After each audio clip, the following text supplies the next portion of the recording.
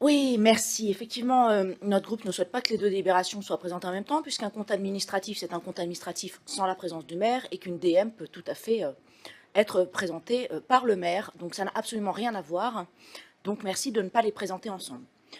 Moi, je veux dire, cette présentation du compte administratif me laisse un peu pantoise, parce qu'elle ne dit qu'une partie de la vérité. Et la présentation que vous faites là aux Grenoblois est assez fallacieuse. Elle est assez fallacieuse. D'abord, le PowerPoint, les diapos là que vous nous avez montrés, ne sont même pas celles intégralement que vous nous avez présentées en commission. Il y a donc certaines diapositives que j'ai commentées dans mon intervention qui n'apparaissent soudainement plus à l'écran pour les Grenoblois. C'est quand même incroyable. Mais je vais prendre le temps de reprendre tout cela point par point. Dans votre budget 2023, vous annonciez alors en grande pompe, je cite, « Aussi, pour renforcer la justice sociale et climatique, protéger les personnes, le vivant et le climat, et préparer l'avenir de Grenoble, Grenoble fait le choix de se doter de nouveaux moyens financiers en augmentant de 25% la part communale de la taxe foncière, son seul levier fiscal. » Je cite encore, « La ville ouvre aujourd'hui une nouvelle étape d'amplification dans le choix de l'action et de la justice sociale portée depuis 9 ans.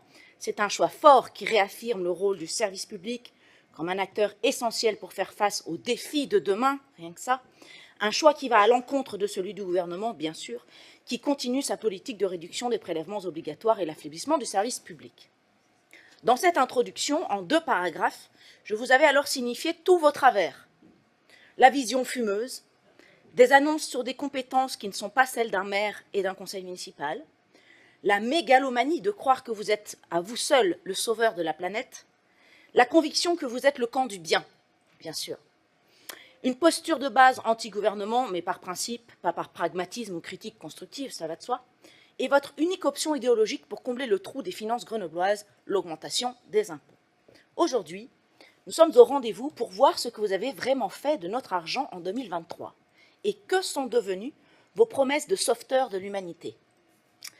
C'est le canard enchaîné qui vous avait attribué le melon d'or. Rien ne change, tout se transforme année après année. Depuis, le chevalier blanc est tombé de son piédestal, le maire de Grenoble a été condamné pour favoritisme par la justice, ne lui en déplaise malgré ses contorsions verbales, et il est aujourd'hui mis en cause par ce même canard pour une affaire de concussion, donc l'affaire des 400 balles d'Elisa Martin. Un détail certainement pour monsieur le maire qui s'oppose en victime d'une vengeance personnelle de son ancien collaborateur, sans pour autant démentir les faits. Dans ce budget 2023, vous annonciez donc que les 49 millions d'impôts supplémentaires prélevés dans la poche des propriétaires grenoblois seraient utiles pour 4 objets. 1. Bouclier social et climatique, 6,2 millions d'euros annoncés au budget. 2. Payer la facture de l'inflation de la mairie, 16,6 millions d'euros.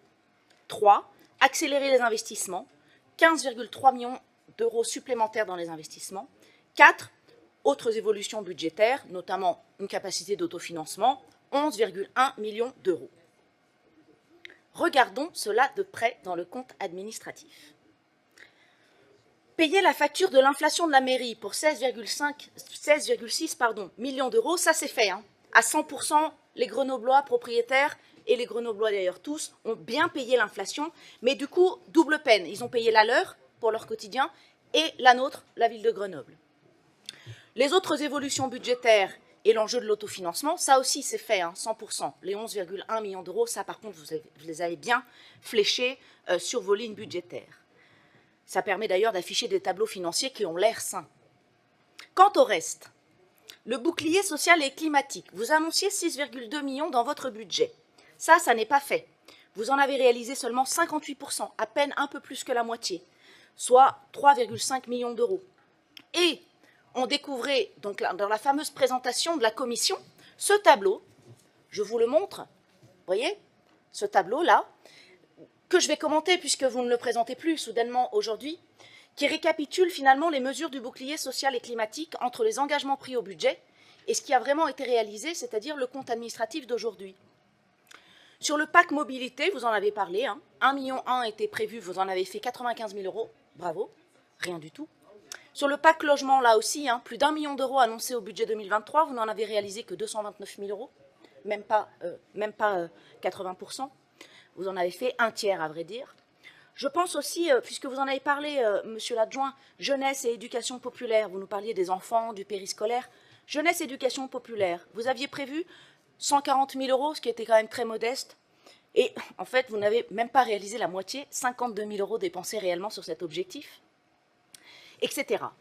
Donc, je veux dire, on voit bien là que ce taux de réalisation de la moitié, finalement, le bouclier social et climatique, les 6,2 millions d'euros n'ont pas du tout été dépensés dans cette année 2023.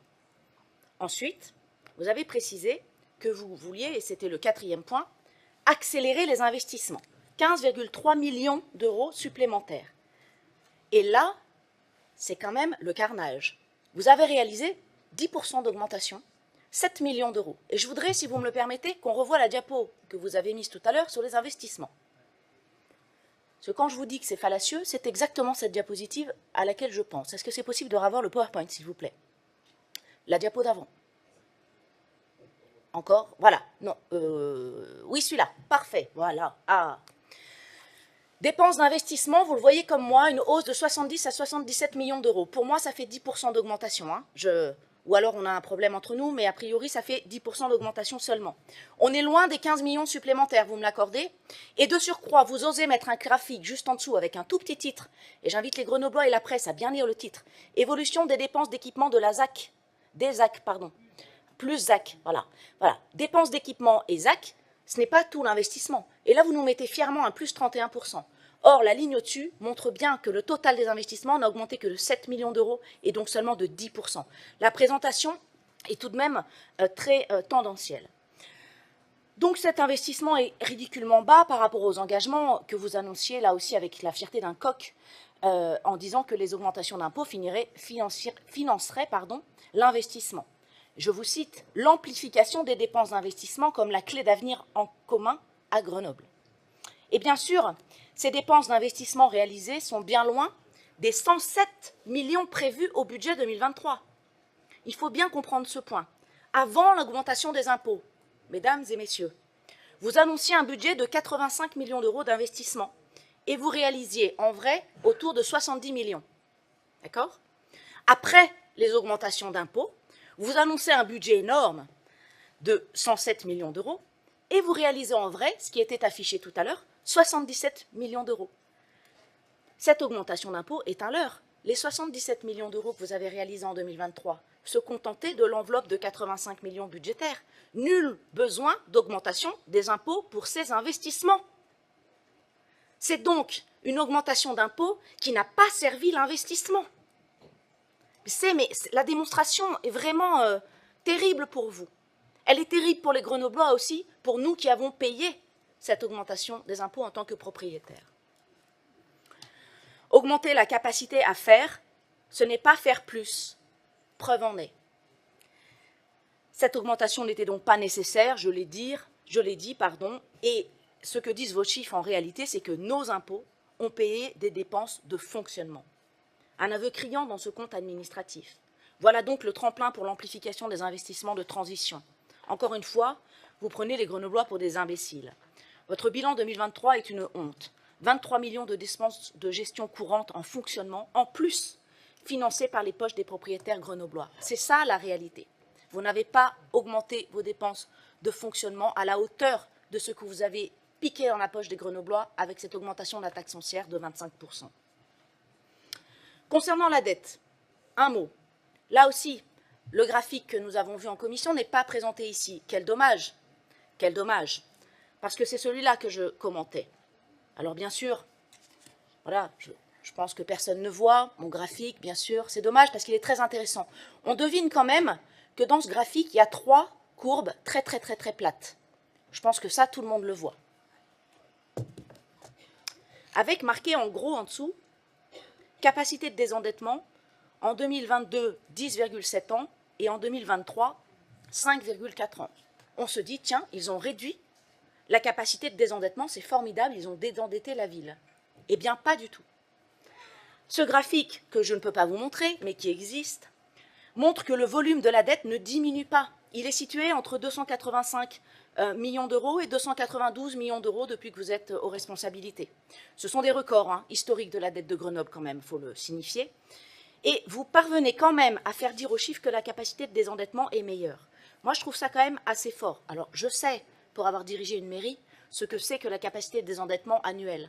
Mais il ne reflète absolument pas un désendettement de la ville. C'est faux de le dire. C'est faux de le dire. Vous avez réduit la dette de 7 millions. Super, bravo, sur 292 millions. Je dois vraiment saluer cet effort.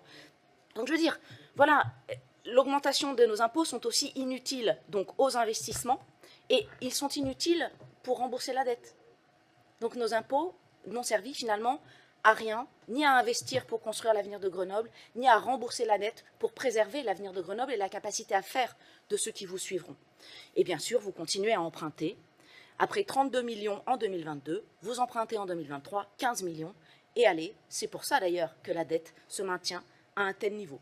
Je crois que ce regard de vérité est important à partager avec vous tous, chers collègues, avec les Grenoblois qui nous regardent, pour bien comprendre que ce que vous dites n'est qu'un bout de la vérité.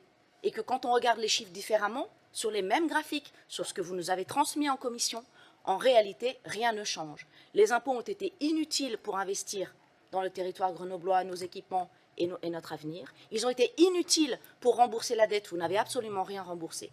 Voilà la réalité de ce qu'est votre compte administratif 2023. Merci.